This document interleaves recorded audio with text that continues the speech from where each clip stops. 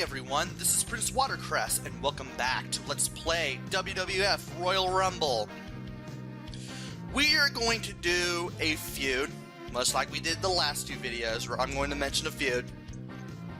And it's not from 1993 per se, it's more like from 94-ish, 1995-ish. But it's still worth mentioning, because the game allows you to do it on both consoles. Therefore, I'm going to do the match on both consoles.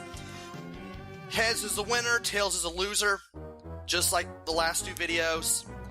And for this one, I landed on heads for the first half, which means I'm going to do tails on the second. Winner was Shawn Michaels. You can see where this is going. Opponent I'm choosing is Bret the Hitman Hart. Now, when Shawn Michaels was brought to main event status after losing the Intercontinental title a second time, one of his most famous rivalries was with Bret Hart. I mean, Shawn Michaels would win the title a couple times, Bret would win it a couple times, and it wasn't until 1997 that they had their last match in the WWE together. And that was the setting for a little something called the Montreal Screwjob, which I'm going to explain in reasonable layman's terms so that even if you don't know wrestling or follow wrestling or know any of the terminology, you'll still be able to understand what the heck was going on. Anyway, 1997 Survivor Series, Montreal, Quebec, Canada. Bret Hart was the WWE Championship heading into it, and he was defending against Shawn Michaels.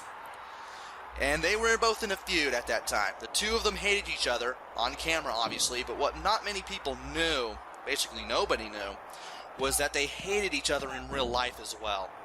And it wasn't your typical good guy, bad guy feud either. It was actually more of a national pride feud. In the US, Bret was getting all the boos, while Shawn Michaels and his lovable bad boy image was getting all the cheers. But when you went north to Canada, the script was flipped. Bret Hart was cheered like he was a national icon, and which he still is, while Shawn got all the boos. Now, Bret had signed a very lucrative contract with the WWE a couple years before, but World Championship Wrestling, WCW, had just offered Bret a lot of money to jump ship. WWE was going through a tough time financially and couldn't really afford to pay Bret the value of his contract. So Vince McMahon encouraged Bret to reach out to WCW to see if he could still get that deal. WCW was still willing, so Vince said, okay, I'll let you out of your contract, go to WCW. Good luck. Problem is, Bret had a creative control clause in his contract over his character in the final days to make sure he didn't get made to look weak or buried on his way out, which would hurt his drawing power or his ability to make money for the company that he was working for, which of course will be WCW in this case.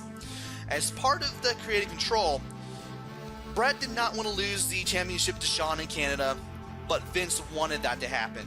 Vince wanted Bret to drop the title in Montreal, Bret did not. After some negotiations, Bret agreed that the match with Shawn would end in a brawl that would cause a disqualification, then forfeit the title the next night, thank the WWE for everything, and walk out into the sunset without embarrassing anyone. Only thing is, the Alundra Blaze incident just happened. That's the one where Alundra Blaze came back to WCW as Medusa and tossed the WWF Women's title in the trash for all to see. Vince got paranoid and basically thought that Bret was going to do that to him behind his back. And he thought that if Bret were to renege on the deal, or renege, and refuse to give up the belt after the Survivor Series, he could walk on to WCW as a WWE champion, which would have been crippling for WWE. So after talking to Bret, he went to Shawn and the referee for the match, Earl Hebner, in secret, and changed the finish, so instead of a DQ ending brawl, Shawn would put Bret in the sharpshooter, and as soon as he did, Earl would call for the bell before Bret tapped. Yeah. Not surprisingly, Bret Hart, knowing nothing about the whole thing, he got ticked off, and he ended up spitting in Vince McMahon's face, destroying television equipment, and punching McMahon out backstage. And that would be the last time Bret Hart would ever show up in WWE for about 12 years.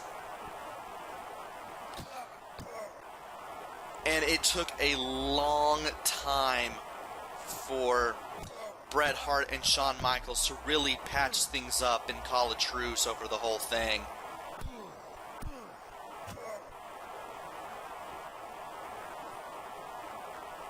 And that's basically the Montreal Screwjob in a nutshell.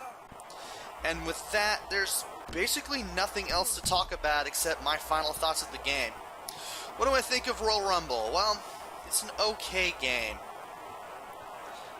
There's not much through the controls. You have only 12 people to play on, depending on which version you're playing on. And it shows that wrestling games have come quite a bit of a way since this game came out. You can still have a fun time with it, just don't expect much out of the game. Even though LJN and Acclaim are behind it, and if you're playing the Genesis version, Flying Edge, it's really not as bad as people make out LJN's work out to be.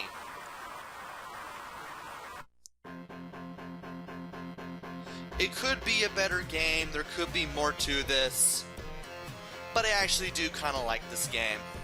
It's worth picking up and playing a few matches on. But later wrestling games do give you a much better experience. And that will wrap it up for Let's Play WWF Royal Rumble. Next up will be my long plays of the one-on-one tournament and the tag team tournament, and then that'll wrap it up.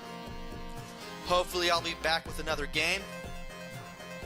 But before I do that, I want to show the credits for this game.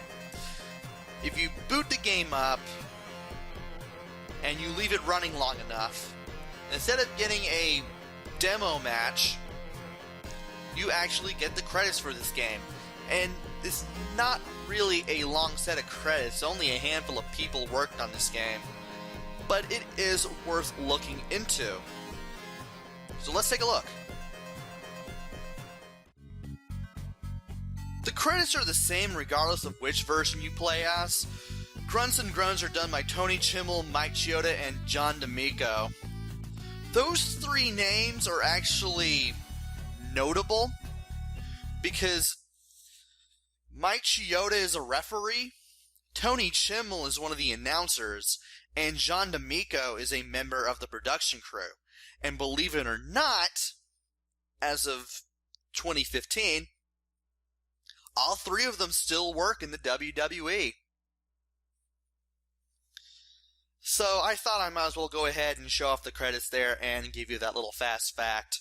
So now I can wrap this bad boy up. Anyway, I hope you enjoyed Let's Play WWF Royal Rumble. Long plays for a single tournament and tag tournament are up next, and then that'll be it for all that. And hopefully I will be back with another game. Until then, this is Prince Watercress. Take care, stay safe, thanks for watching, and see you guys later!